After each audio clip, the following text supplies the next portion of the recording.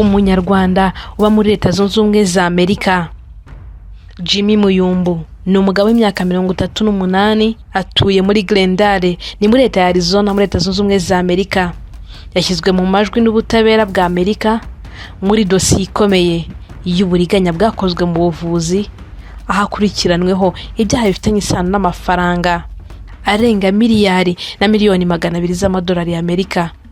Muyumbu iri ni izina risanzwe rizwi mu muryango w'Abanyarwanda kenshi aba muri Amerika no mu bakurikiranira hafi imyidagaduro y'u Rwanda. Yari pare w'abahanzi benshi barimo The Ben, ndetse mu bihe binyuranye yagiye agaragara afasha abahanzi barimo Kevin Kade, Element n'abandi batandukanye. Muyumbu akurikiranweho ibyaha birimo kugambirira gukora uburiganya muri gahunda y'ubuvuzi, uburiganya mu ihererekanya ry'amafaranga, kugambirira gukora iyezandonke ndetse n'iyezandonke. Ibi ni ibirego byatangajwe n'ubushinjacyaha bwa Leta ya Arizona ku munsi wa tariki ya 23 Kamena. Mu itangazo ryashyizwe hanze muri gahunda yagutse ya Minisiteri y'Ubutabera ya Amerika yo kurwanya uburiganya mu buvuzi, izwi nka National Healthcare Fraud Takedown. Iyo gahunda yagejeje imbere y'ubutabera abantu 455 mu bice bitandukanye bya Amerika, barimo abaganga n'abandi bakozi 90 bakora mu nzego z'ubuzima. Bose bashinjwa kugira uruhare mu bikorwa by'uburiganya bifite agaciro ka miliyari 6 z'amadolari na miliyoni 600 mu birego birimo kwiba amafaranga ya gahunda y'ubuvuzi ya leta, kunyereza inkunga zigenewe abarwayi no gukoresha nabi gahunda yo kuvura cyangwa gufasha abantu babaswe n'imiti n'ibiyobyabwenge. Mu itangazo ubushinjacyaha bwa Arizona bwashyize hanze, intumwa nkuru ya leta Timothy Kuruchian yavuze ko miliyari z'amadolari zavuzwe muri dosiye zikwiye gutuma abanyamerika bakanguka kuko zireba imisoro yabo igenewe gufasha abaturage kubona ubuvuzi bwiza. Muri Arizona iyi dosiye iri mu zindi zagaragayemo abantu 4 bashinjwa kugira uruhare mu bikorwa by'uburiganya bifite agaciro ka miliyari na miliyoni 200 z'amadolari y'Amerika. Muri bo harimo Suzy Kamien w'imyaka 55. Uyu we aregwa miliyoni 918 z'amadolari y'Amerika. Harimo kandi Jimmy Muyumbu, umunyarwanda w'imyaka 38, aregwamo miliyoni 44 z'amadolari y'Amerika. Uwundi uri kuri iyi dosiye ni Sandra Peters w'imyaka 45, aregwamo miliyoni zirenga 10 z'amadolari y'Amerika. Uwundi uza kuri urutonde ni Brian Lowan w'imyaka 47, aregwa miliyoni 24 z'amadolari y'Amerika. Aba bose buri umwe akaba afite dosiye itandukanye n'iyundi n'uburyo byagiye bikorwamo. Reka tugaruke kuri Muyumbu. Dosiye ishingiye ku kigo Motherland Counseling gikorera i Phoenix muri Leta ya Arizona. Ubushinjacyaha bwa Amerika buvuga ko iki kigo cyanditswe nk'igitanga serivisi muri Arizona Healthcare Cost Containment System. Ni gahunda y'ubufasha mu buvuzi muri Leta ya Arizona. Ni gahunda ifasha abaturage bafite amikoro make cyangwa abandi bujuje ibisabwa kubona serivisi z'ubuvuzi. Muri Amerika, Medicaid ni imwe muri gahunda zishyurwa na leta zigamije gufasha abantu batabasha kwiyishyurira ubuvuzi bwuzuye ko babasha kubona ubwo buvuzi ariko bwishyuwe na leta. Motherland Counseling yari yanditswe nk'ikigo gitanga serivisi zo gufasha abantu bafite ibibazo byo kubatwa n'inzoga ndetse n'ibiyobyabwenge. Ubushinjacyaha buvuga ko Muyumbu ari we nyiri icyo kigo kandi akiyobora n'ubu. Nk'uko inyandiko y'ikirego ibivuga, Muyumbu yashatse abarwayi bari muri American Indian Health Program, gahunda igenewe abanyamerika kavukire. Iyo gahunda ikora mu buryo bwa free for service, bivuze ko ikigo gitanga serivisi cyishyurwa hashingiwe kuri serivisi kivuga ko cyahaye abakiriya bacyo. Aha niho ubushinjacyaha buvuga ko haje gushingira uburiganya, bukavuga ko Muyumbu na bagenzi be bakoresheje abo barwayi cyane cyane abari barazahajwe n'inzoga n'ibiyobyabwenge, bagatanga inyemezabwishyu z'ibinyoma basaba ko leta yakwishyura izi serivisi kandi ari serivisi zitatanzwe. Amafaranga areba Muyumbu ni miliyoni 44 z'amadolari y'Amerika, ayasaga miliyari 65 na miliyoni 8 z'amafaranga y'u Rwanda.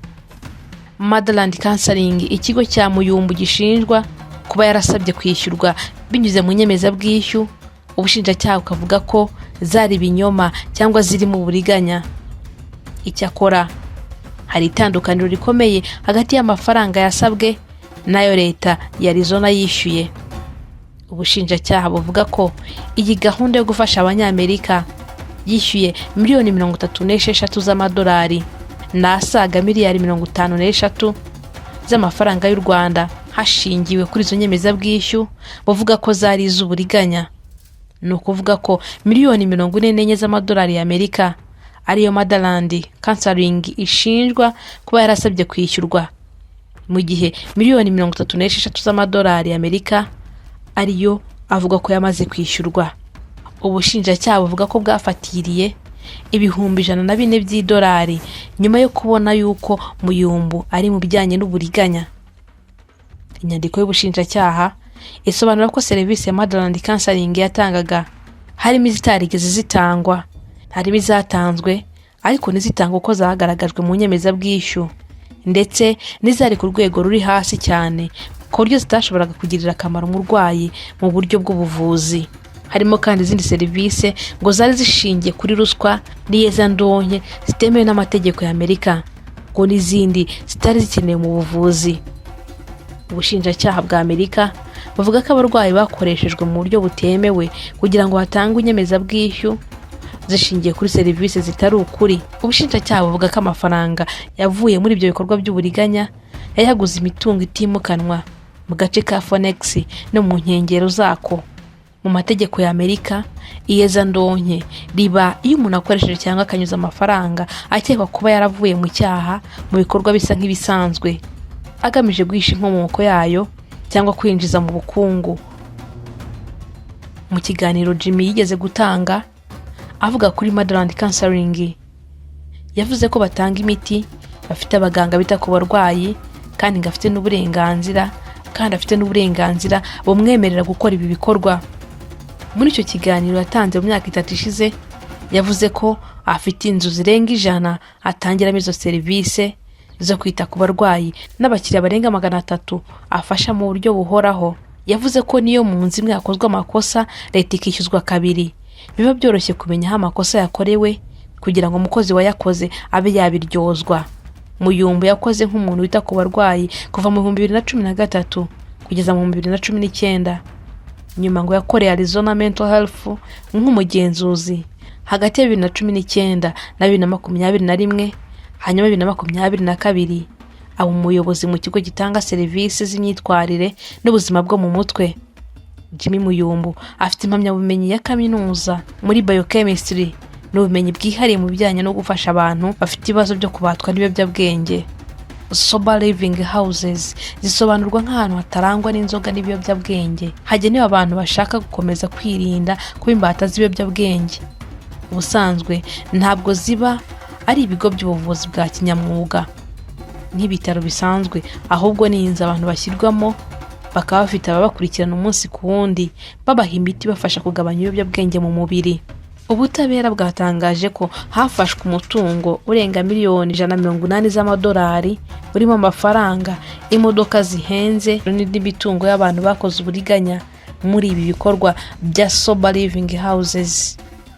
Ibigo bya leta nabyo byafashe ingamba zitandukanye, harimo guhagarika abatanga serivisi 1079 muri izi gahunda, ndetse na Medicare hamwe na Medicaid, kwambura abantu 403 uburenganzira bwo gutanga inyemezabwishyu zishyurwa n'izo gahunda no gufata ibindi byemezo birebana n'amande. Hari kandi guhagarika abatanga serivisi no gusaba ko amafaranga yasubizwa mu kigega cya Medicare. Jimmy Muyumbu azwiho mu gufasha abahanzi batandukanye, ariko bivugwa yuko we muri serivisi yatangaga muri Motherland Counseling we nta kosa na rimwe yigeze akora rishobora gutuma yisanga kuri uru rutonde rw'abanyirije amafaranga ya Leta Zunze Ubumwe za Amerika. Kora subscribe kuri Rwanda Live, dukomeze tubane.